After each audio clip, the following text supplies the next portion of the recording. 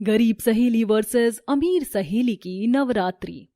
जय अम्बे गौरी मैया जय श्यामा गौरी, तुमको निश दिन ध्यावत, तुमको निश दिन ध्यावत, हरि ब्रह्मा शिवरी, ओम जय अम्बे गौरी। माँ ये लो प्रसाद। प्राची, प्राची कहाँ रह गई यार, जल्दी आ। माँ पंक्ति आई है, मुझे उसके साथ कहीं जाना है, मैं जल्दी वापस आ जाऊंगी। मैडम जरा और टाइम लगा लेती, इतनी जल्दी आने की क्या जरूरत थी। पंक्ति में दुर्गा माता की पूजा कर रही थी, इसलिए थोड़ा वक्त लग गया। तू और तेरी ये दुर्गा माता की पूजा, मैं तो परेशान हो चुकी हूँ इनसे। पंक्ति ऐसा मत बोल, वो हमारी माँ है। अच्छा ठीक है, अब चल वरना हम लेट हो जाएंगे। पंक्ति प्राची रिक्शे में बैठती हैं और एक बड़े से रेस्टोरेंट में जाती हैं। पंक्ति ये तो बहुत बड़ा रेस्टोरेंट है, हम यहाँ क्यों आए हैं?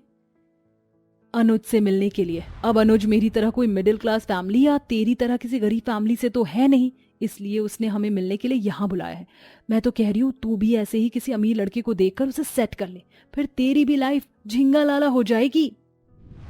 नहीं पंक्ति, मैं पैसों के लिए किसी से प्यार शादी नहीं कर सकती।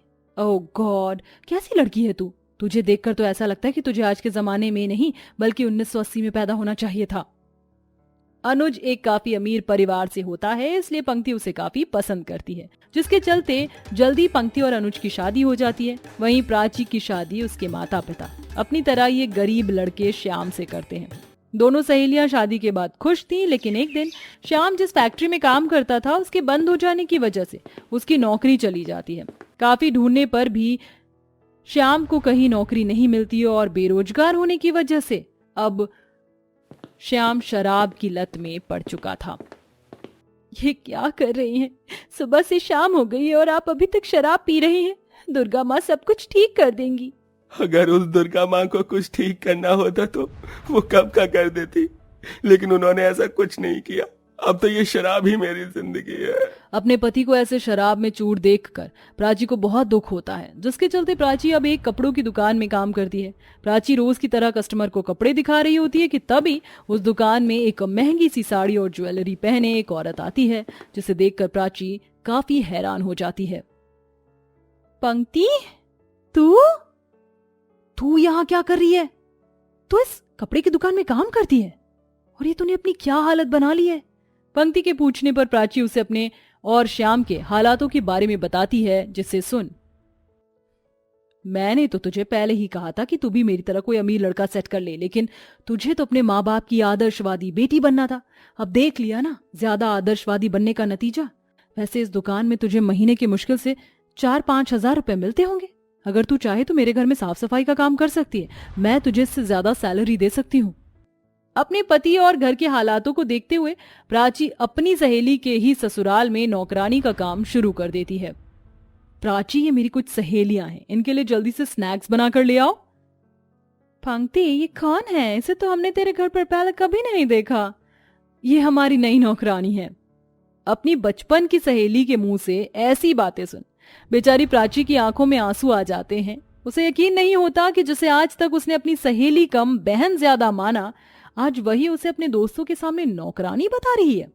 इतना सब कुछ होने के बाद भी प्राची कुछ नहीं कहती।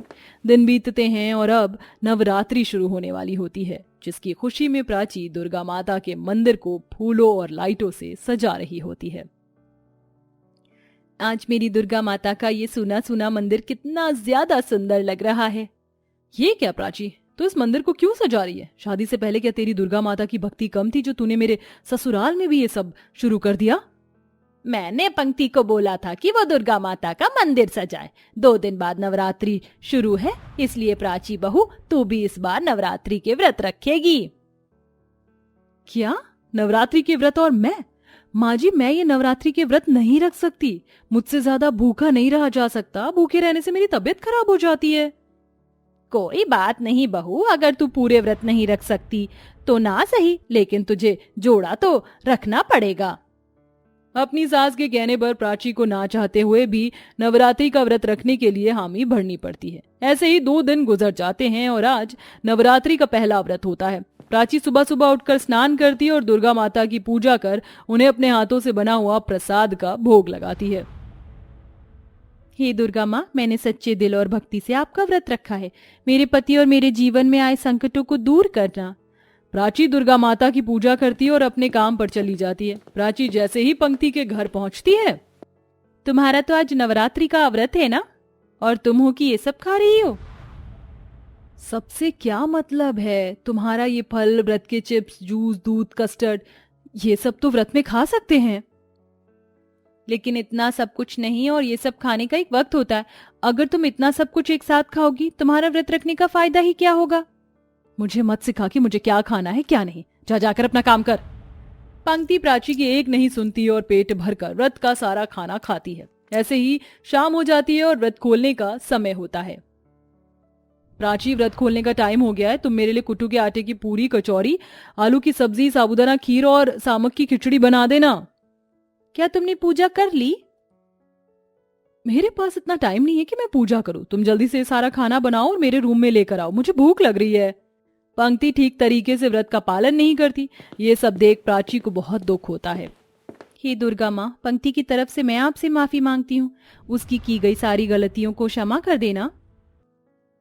ये क्या पंक्ति, इतनी देर रात तुम ऐसे कपड़े पहनकर कहाँ जा रही हो? मेरी फ्रेंड की बर्थडे पार्टी है, वहीं जा रही हूँ। लेकिन पंक्ति, अभी नवरात्रि चल रही है। नवरात्रि में ऐसे कपड़े पहनना, पार्टियों में जाना, बाहर का प्याज लहसुन का खाना खाना बहुत बड़ा पाप होता है। अब क्या तुम मुझे पाप के बारे में बताओगी कि अगर तुम्हारी दुर्गा माँ सच में होती ना, तो वो तुम्हारे साथ कभी भी कुछ ऐसा नहीं होने देती, समझी? मुझे देखो, मैं तो उनको नहीं मानती, लेकिन फिर भी कितनी लग्जरी लाइफ जी रही हूँ, और तुम अपनी सहेली के घर में नौकरानी का काम करती हो। तुम बहुत बड़ी बेवकूफ हो। पंक्ति की बात सुन प्राची को बहुत दुख होता है। ऐसे ही 2 दिन बीतते हैं और नवमी का दिन आ जाता है, जहां प्राची आसपास के घरों से कन्याओं को इकट्ठा करती है और कन्या पूजन के लिए उन्हें अपने घर ले आती है, जहां सबसे पहले वो उन सभी कन्याओं के पैर धुलवाती है, उन्हें आलता लगाकर हाथों में माता रानी की लाल चूड़ियां पहनाकर और सर पर लाल चुनरी उड़ाकर उन्हें टीका लगाकर उन्हें कन्या भोजन करवाती है। हे दुर्गा माँ, इन कन्याओं को देने के लिए मेरे पास कोई महंगे तोहफे तो नहीं, बस ये 11 रुपए हैं। अगर मेरे नवरात्रि के व्रत करने और पूजन में कोई मुझसे गलती हो गई हो तो मुझे माफ कर देना। प्राची हर कन्या को 11-11 रुपए देती है और उनके पैर छूकर उनसे आशीर्वाद लेती है, जिसके बाद प्राची पंक्ति के घर जाती है। माँ जी, मैंने आपसे कहा था कि मैं इनके पैर नहीं छू सकती और ना ही इनकी कन्या पूजन। दुर्गा माँ से डर पंक्ति, ये क्या बोली जा रही है तू?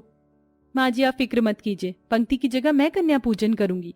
प्राची अपने घर की ही तरह पंक्ति के ससुराल में भी कन्या पूजन करती है और सभी कन्याओं के पैर छूकर उनसे आशीर्वाद लेती है। प्राची बिटिया, तेरा बहुत बहुत शुक्रिया। अगर तू ना होती तो ना जाने ये कन्या पूजन कैसे होती।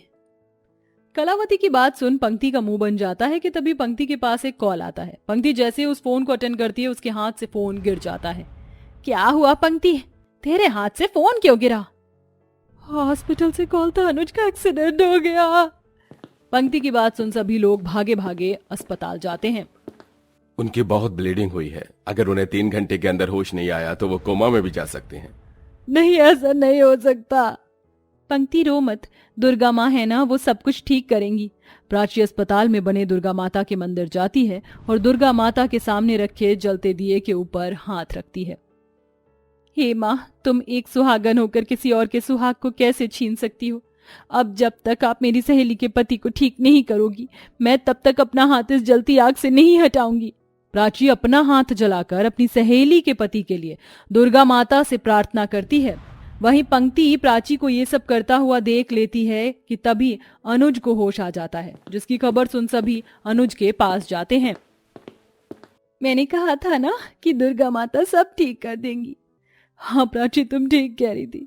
मैंने देखा तुम किस तरह से दुर्गा माता की तपस्या कर रही थी। एक सहेली होकर भी मैंने अमीरी के घमंड में तुम्हारे साथ नौकरों जैसा बर्ताव किया।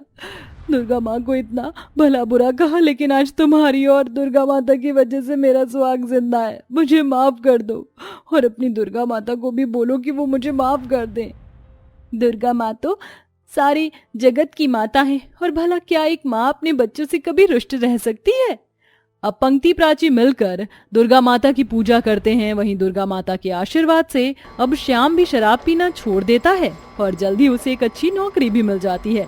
वहीं पंक्ति के दिल में भी अब दुर्गा माता के लिए भक्ति जाग जाती है और अब हर साल दोनों सहेलियां मिलकर खुशी खुशी नवरात्रि मनाती हैं।